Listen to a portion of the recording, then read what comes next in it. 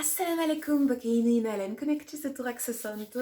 Salut mes délicieuses imparfaites, j'espère que vous allez bien, j'espère que toi qui me regardes, tu vas bien.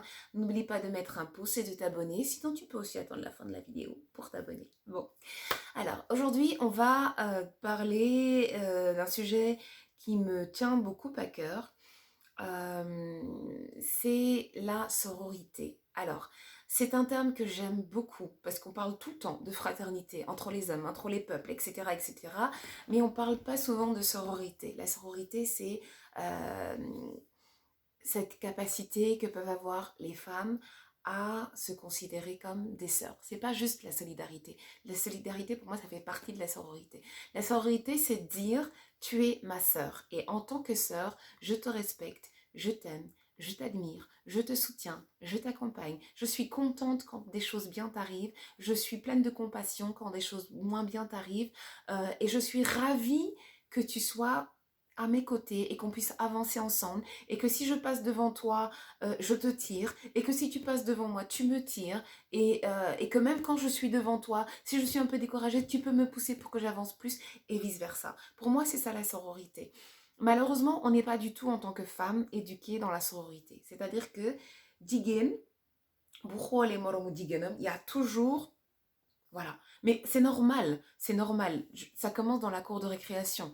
Une petite qui est plus jolie que toi, qui a de meilleures notes que toi, la maîtresse aura tendance à lui faire des compliments, à aller vers elle, à l'envoyer chercher de l'eau pour le nettoyer le tableau, ou chercher de la craie, ou aller... Voilà, parce que c'est comme ça qu'on reconnaît les bonnes élèves et les chouchoutes de la classe. Voilà, on les sollicite pour plein de choses. Et toi, tu es là sur ta chaise, on t'appelle pas, la maîtresse te reconnaît pas, etc. etc.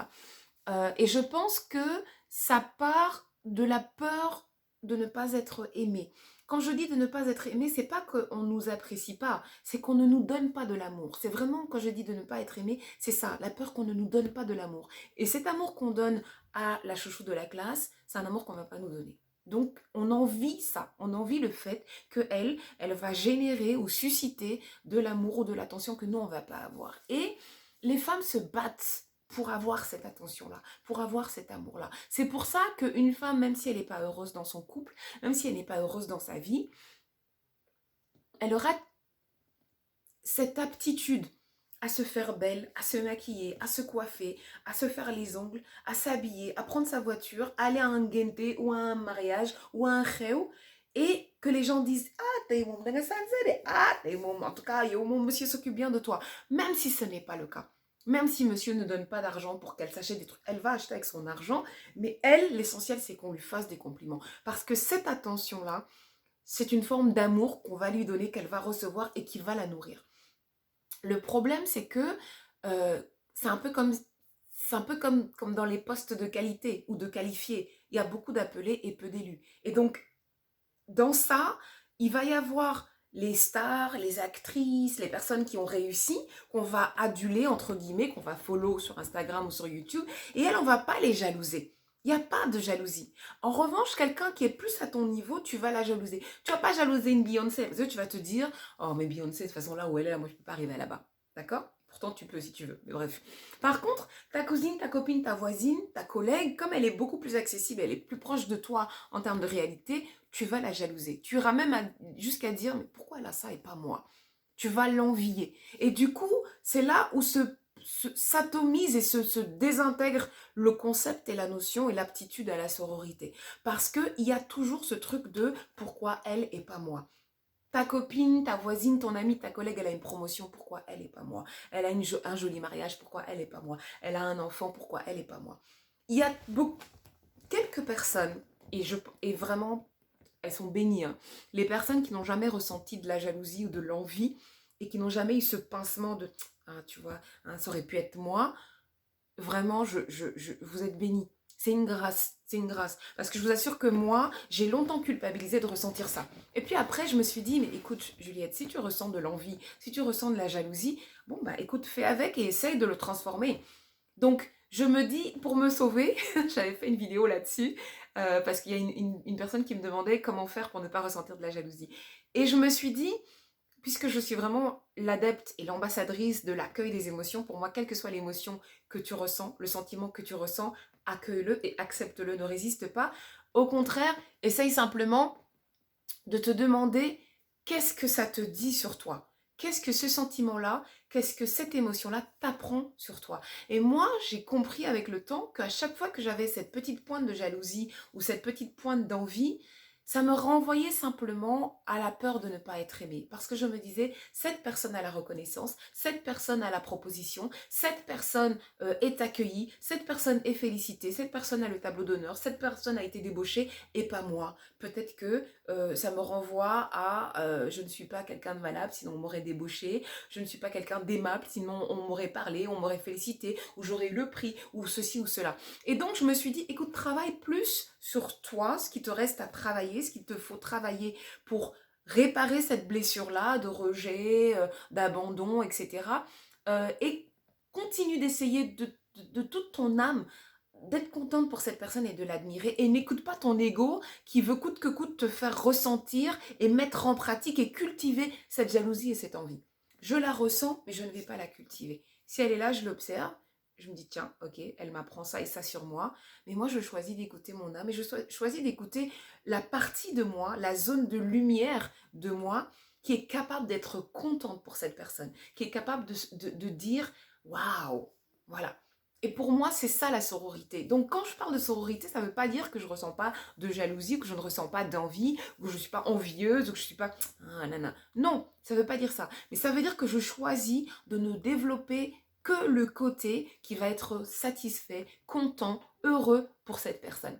Et donc quand je vais voir une photo sur Instagram, par exemple, oui, mon ego va dire, non mais like pas, ouais, elle est belle, elle est jolie, mais ne like pas. Oui, ça peut arriver. Mais moi, la Juliette qui a envie d'être dans la sororité, elle va liker, elle va même dire ah super, j'adore, etc. Et c'est pas être hypocrite, c'est simplement dealer avec cette dualité-là.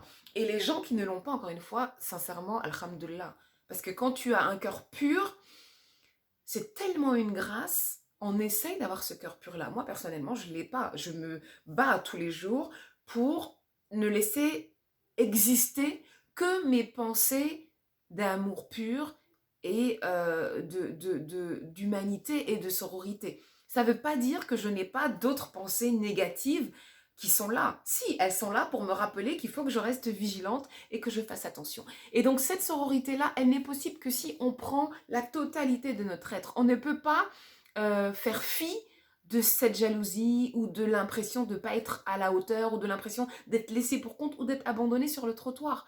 Pour ça, il faut prendre soin de soi, il faut s'aimer très fort, arriver à trouver le chemin de son cœur et de son âme, ok, pour réapprendre à s'aimer, se prendre dans les bras et se dire oui, c'est pas parce que elle a ça que toi tu n'en vaux pas la peine. Chacun son chemin, chacun son destin, chacun sa chance aussi, c'est important de le reconnaître. Mais tout en s'aimant très fort et tout en étant capable de faire preuve de compassion, d'admiration et en étant content pour ce qui arrive de bien aux gens qui nous entourent. Voilà, c'est vraiment important pour moi, ça, si on veut avancer vers la sororité. Il faut être capable aussi, deuxième chose, de s'identifier à ce que nous disent nos sœurs et de comprendre qu'on est toutes logées à la même enseigne. Vous voyez des femmes qui ont l'impression, elles vous donnent l'impression que leur vie est magnifique, c'est une impression. Chacune a ses galères, même les femmes qui vous disent oui, moi je suis moche, chacune a ses galères, chacune dans son cœur, chacune dans sa chambre, chacune dans son lit, chacune dans sa salle de bain, chacune assise sur le trône dans les WC, chacune dans son couple, chacune dans son intimité quand elle est elle avec elle-même, elle connaît ses zones d'ombre. Peut-être qu'elle les cache parce que c'est jamais confortable de travailler dessus, mais on a toutes des zones d'ombre. Donc je pense qu'il faut aussi vendre ça. La sororité, c'est forcément une imperfection, c'est forcément des zones d'ombre, c'est forcément des défauts, c'est forcément des failles. Mais c'est aussi des zones de lumière, des forces, des zones qui sont au top. D'accord? Mes zones d'ombre, je travaille dessus et je peux me perfectionner, je peux m'améliorer, je peux aller de l'avant.